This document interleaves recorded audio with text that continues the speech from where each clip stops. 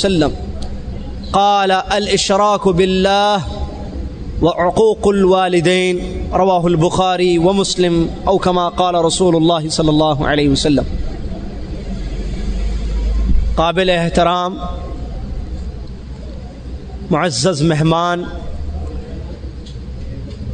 فضیلت الشیخ پروفیسر عبداللہ رحمانی حفظہ اللہ، برادران اسلام، عزیز ساتھیوں، احترام اسلامی ماں اور بہنوں، اللہ رب العالمین کے لیے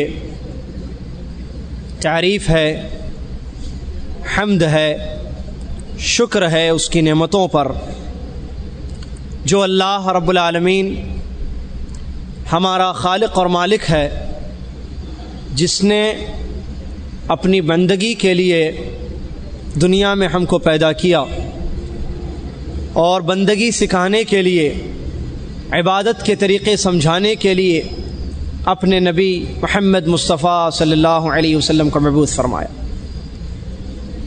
سبحان اللہ و بحمدہ سبحان اللہ العظیم۔ لامحدود درود و سلام ہو کائنات کے اس عظیم ترین شخصیت پر جو دنیا میں رحمت بن کر تشریف لائے، محمد مصطفیٰ صلی اللہ علیہ وسلم، کہ جن پر کثرت درود جمعہ کے دن اور رات میں پڑھنے کا ہم کو حکم دیا گیا ہے۔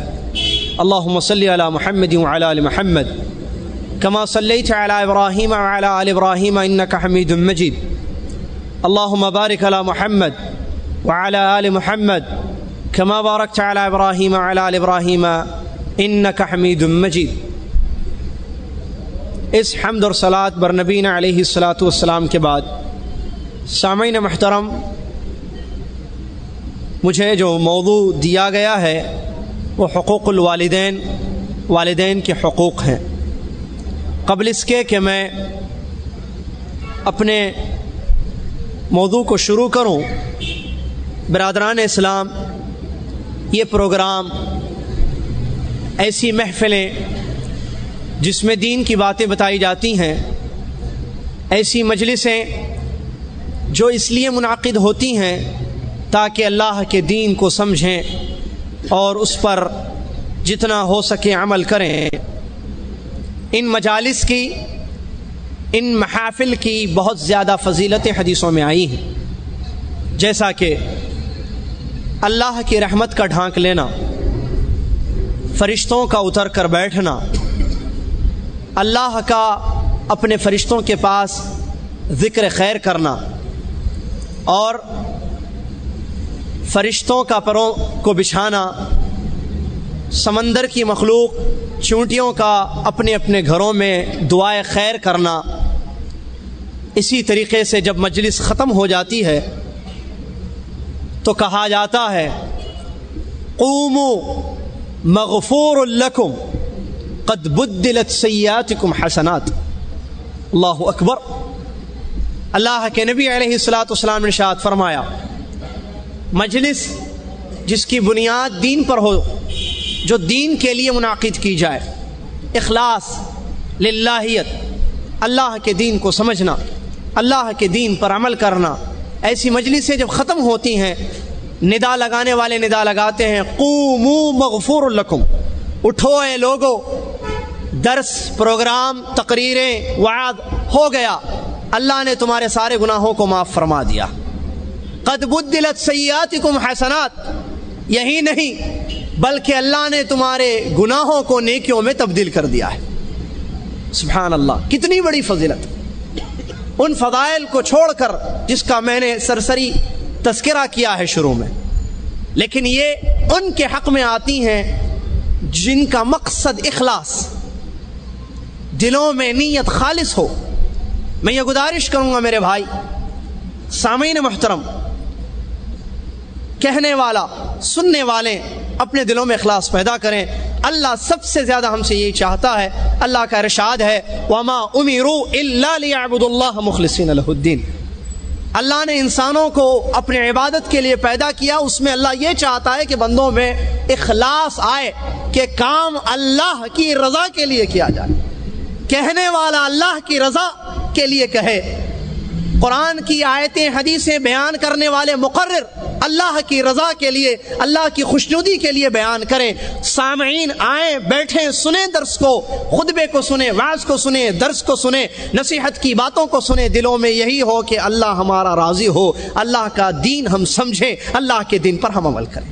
مطلوب ہے یہ میرے بھائی، اور ضروری چیز ہے اس اخلاص کو اپنے دل میں پیدا کرنا، اور ہمیشہ اللہ سے دعا کرنا، اے اللہ ہمارے ہر چھوٹے بڑے عمل میں اخلاص عطا فرمائے۔ کوئی بھی کام ہم کریں اللہ، چھوٹا بڑا دین کا، اس میں اخلاص عطا فرما تاکہ تو اس کو قبول فرما لے۔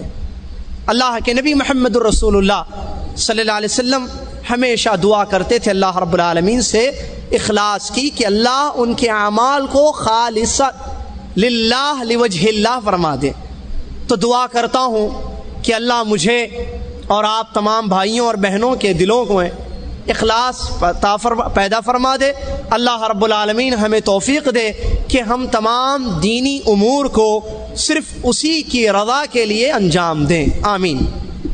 سامعین، حقوق الوالدین، والدین جو معاشرے کا ایک اہم اساسی مرکز ہے، اللہ رب العالمین نے انسانوں کی تخلیق کا ذریعہ جن کو بنایا، قرآن مجید کی آیتوں میں، اللہ کے نبی صلی اللہ علیہ وسلم کی حدیثوں میں ان کی بڑی فضیلت اور بہت زیادہ ان کے حقوق کی تاکید آئی ہے۔ جیسا کہ اللہ رب العالمین نے سورہ اسراء کی آیت میں ارشاد فرمایا، وَقَضَى رَبُّكَ أَلَّا تَعْبُدُوا إِلَّا إِيَّاهُ وَبِالْوَالِدَيْنِ إِحْسَانًا۔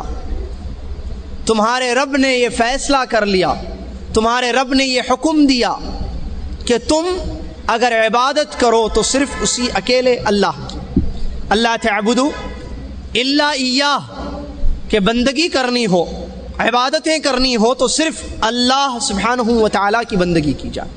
وبالوالدین احسانا، اور والدین کے ساتھ حسن سلوک کیا جائے۔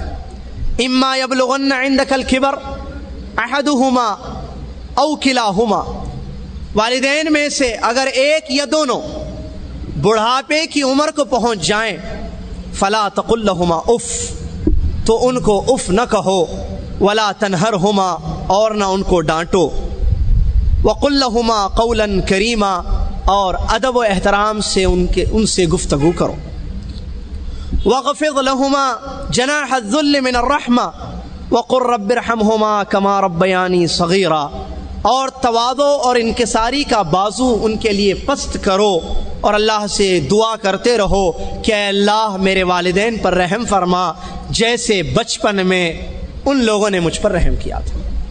اس آیت کریمہ میں اللہ رب العالمین حقوق الوالدین کو بیان فرماتے ہیں۔ ابتدا ہوتی ہے اپنے حق سے۔ کائنات میں انسان زندگی گزارتا ہے تو اس کے سامنے دو قسم کے حقوق ہوتے ہیں، ایک پیدا کرنے والے اللہ کا حق، خالق کا حق، اور دوسرا مخلوق کا حق۔